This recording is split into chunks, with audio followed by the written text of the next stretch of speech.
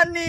बिया कह के आयल बानी मजबर तनवा बेलनवा धई के रोईला हो साजनवा बेलनवा धई के रोईला हो साजनवा बेलनवा धई के रोईला हो साजनवा बेलनवा धई के रोईला हो साजनवा बेलनवा धई के रोईला हो साजनवा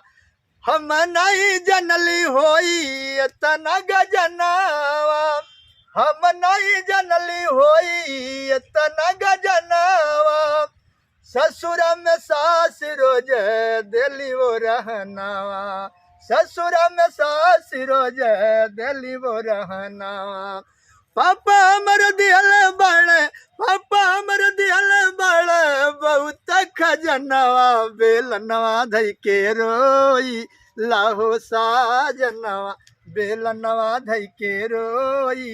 लाहो साजनवा बेलनवा धई के रोई लाहो साजनवा बेलनवा धई के रोई लाहो साजनवा बेलनवा धई के रोई लाहो साजनवा बेलनवा धई के रोई लाहो साजनवा। प्रणाम दोस्तों।